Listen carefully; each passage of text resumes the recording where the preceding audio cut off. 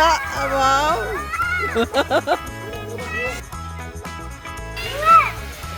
ഇത് കുഴപ്പമില്ല.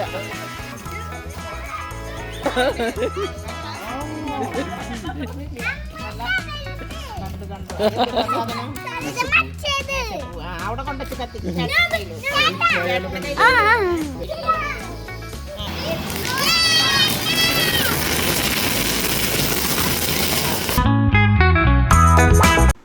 ഹായ്, എല്ലാവർക്കും നിംഷാസ് കിച്ചൻ്റെ പുതിയൊരു വീഡിയോയിലേക്ക് സ്വാഗതം.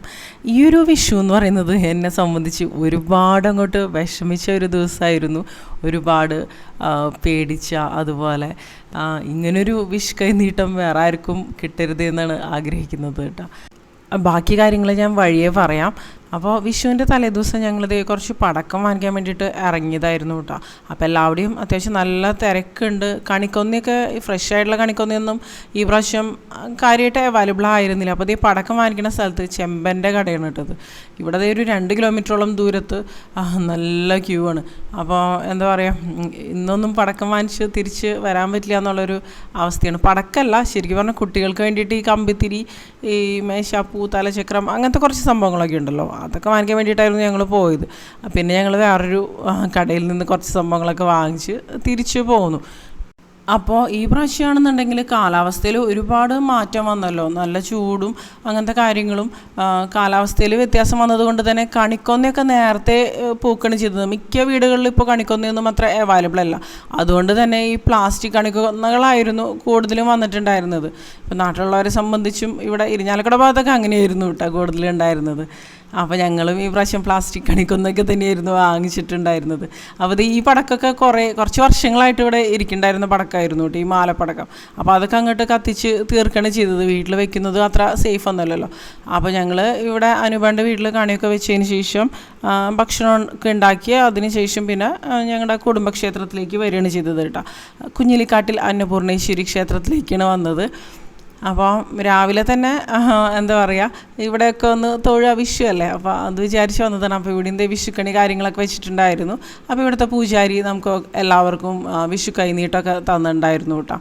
അപ്പോൾ എല്ലാവരുടെയും ഒന്ന് തൊഴുത് ഒന്ന് നടന്ന് ഒന്ന് മൈൻഡൊക്കെ ഒന്ന് ഫ്രഷ് ആവുമല്ലോ. അമ്പലത്തിലൊക്കെ പോകുമ്പോൾ ഒരു പ്രത്യേക ഫീൽ കാര്യങ്ങളല്ലേ. അതിനുശേഷം ഞങ്ങളിവിടെ അടുത്ത് തന്നെയുള്ള കൂടൽമാണിക്യ ക്ഷേത്രത്തിലേക്ക് വന്നു. ഒരുപാട് ദൂരമോ കാര്യങ്ങളൊന്നുമില്ല. കൂടൽമാണിക്യ ക്ഷേത്രമാണെങ്കിലും അനുപേൻ്റെ വീടിൻ്റെ അടുത്ത് തന്നെയാണ് കേട്ടോ, ഒരുപാട് ദൂരമൊന്നുമില്ല.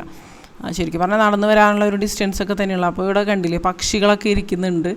അതുപോലെ ഈ ഒരു കുളത്തിൻ്റെ പ്രത്യേകത എന്ന് പറയുന്നത് ഈ കരിമീനുകളാണല്ലോ ഇവിടെ നന്നായിട്ടുണ്ടാവുക. ഒരുപാട് കരിമീനുകളുണ്ട്. ഇതിൽ തവള അതുപോലുള്ള കാര്യങ്ങളൊന്നും ഉണ്ടാവില്ല എന്നാണ് പറയുക. ഈ ഒരു കുലീബനി തീർത്ഥം എന്നല്ലേ പറയുക ഈ ഒരു കുളത്തിന്.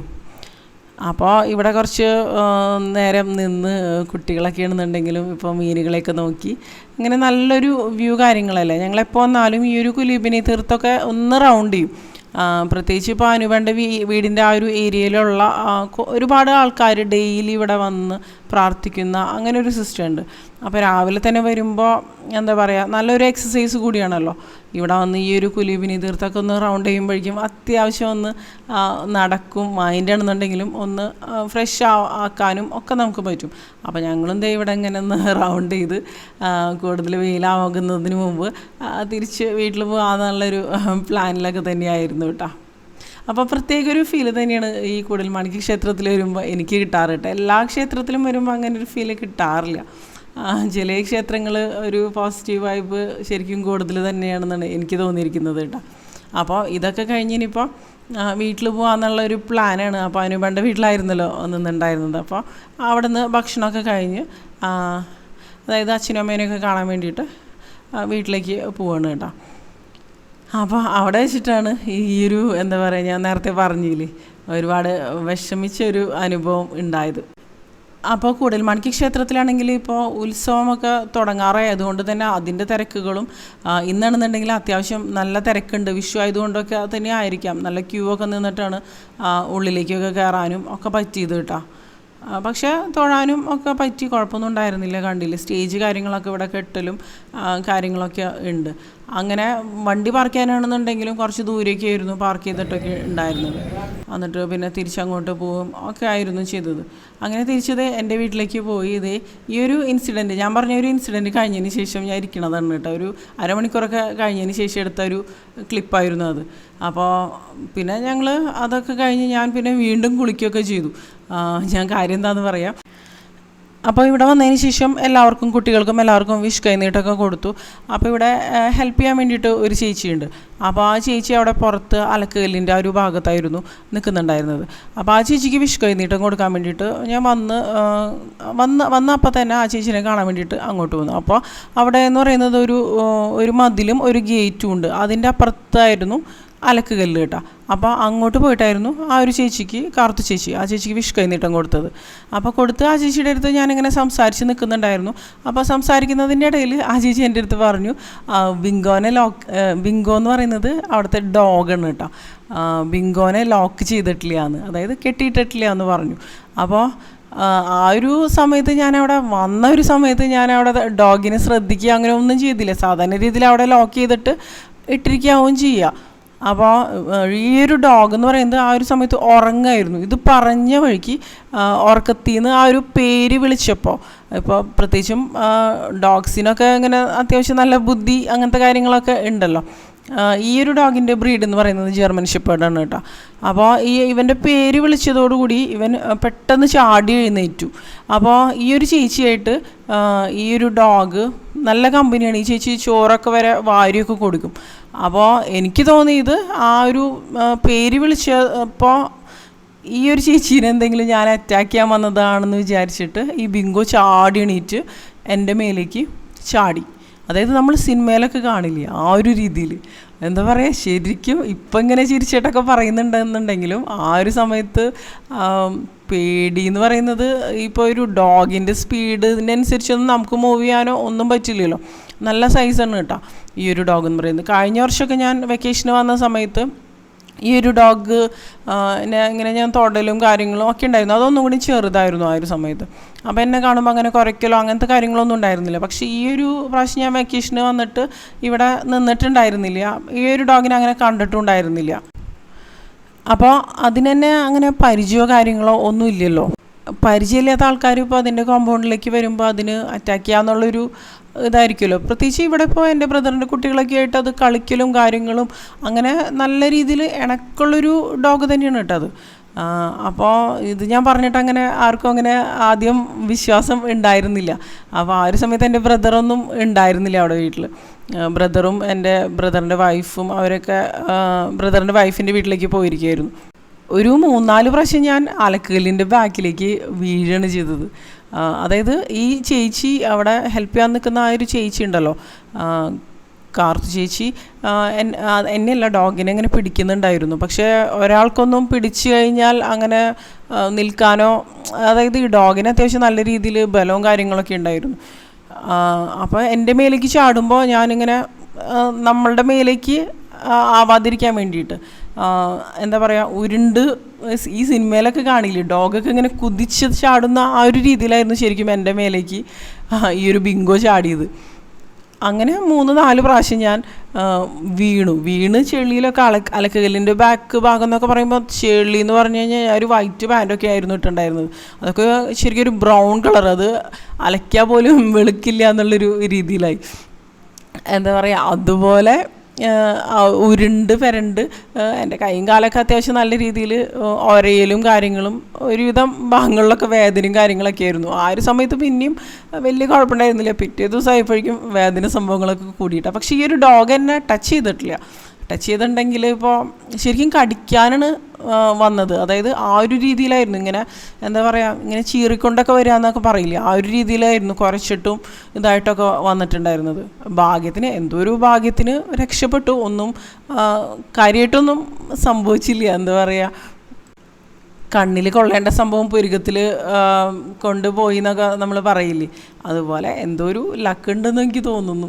അതുകൊണ്ടൊന്നും സംഭവിച്ചില്ല. അല്ലെങ്കിൽ ആ ഡോഗൊക്കെ എന്നെ കടിച്ച് കീറുന്നാണ് ഞാൻ വിചാരിച്ചത്. ആ ഒരു സമയത്ത് എൻ്റെ മേലേക്കൊക്കെ ചാടി വരണ ആ ഒരു സമയത്ത് ശരിക്കും അങ്ങനെ തന്നെയാണ് വിചാരിച്ചത്. നല്ല സൈസ് ഉണ്ട്.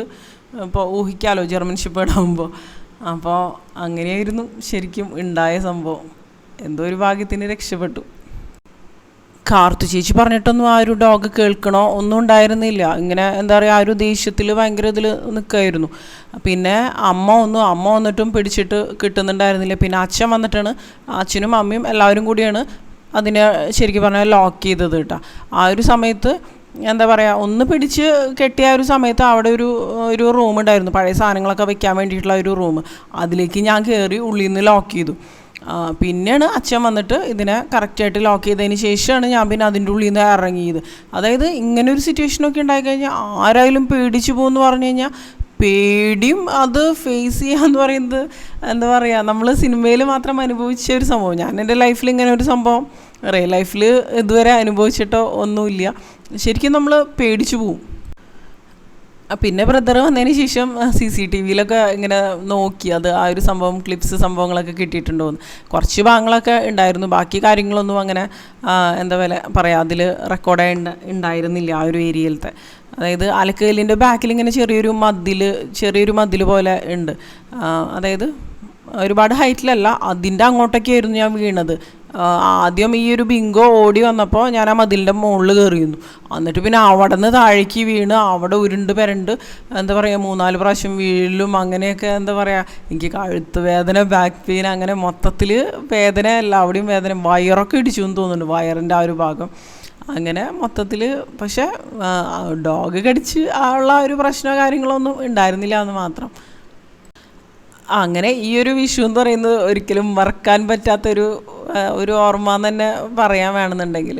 ഇവിടെ വന്ന് പിന്നെ അതിൻ്റെ ഇടയിൽ പിന്നെ ഭക്ഷണം കഴിക്കലും ഇതുപോലെ പടക്കം പൊട്ടിക്കലും സംഭവങ്ങൾ കാര്യങ്ങളൊക്കെ കുട്ടികൾ നല്ല രീതിയിൽ തന്നെ എൻജോയ് ചെയ്യലും കാര്യങ്ങളൊക്കെ ഉണ്ടായിരുന്നു. എന്താ വെപ്രാളം?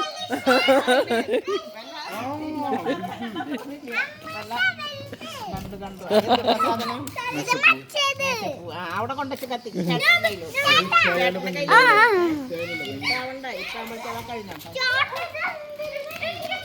ചേട്ടന്റെ കയ്യിൽ കമ്പിച്ചിട്ടുണ്ട്.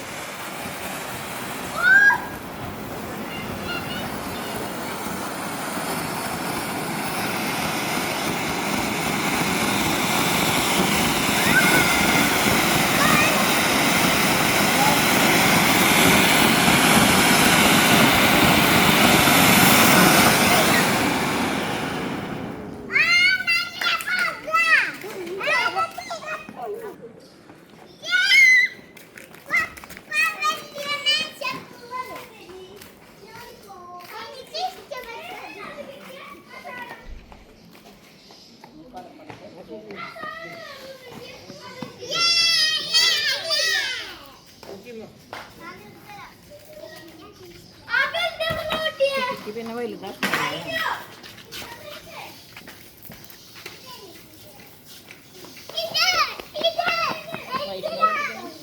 അവിടെ വെച്ച് കത്തിച്ചിട്ട് വേഗം നീങ്ങിക്കോളാ. നീങ്ങ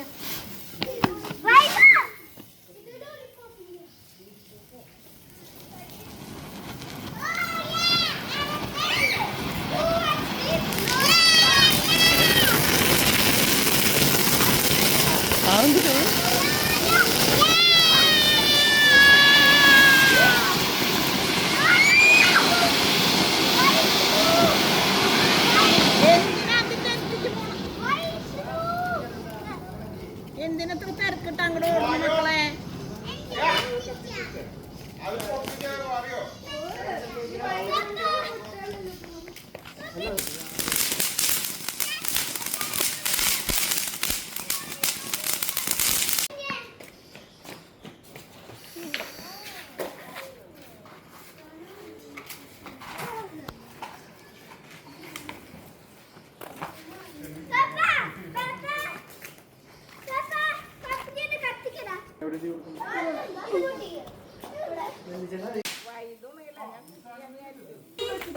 ഡൊക്കി പടക്കത്തിൻ്റെ അവിടെ ഇരിക്കുന്നുണ്ട്.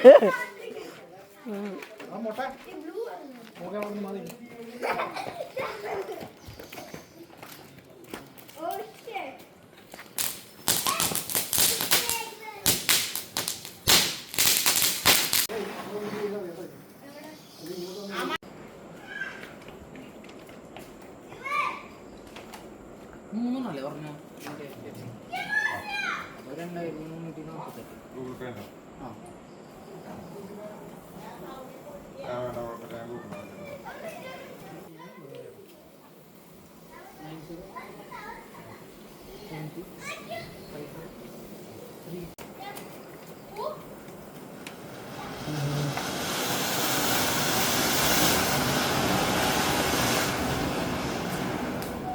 ഒരുമിച്ച് ആയില്ല അല്ലേ?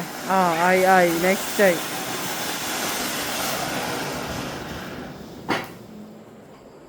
കണ്ടിന്യൂസ് ആയിട്ട് വരും.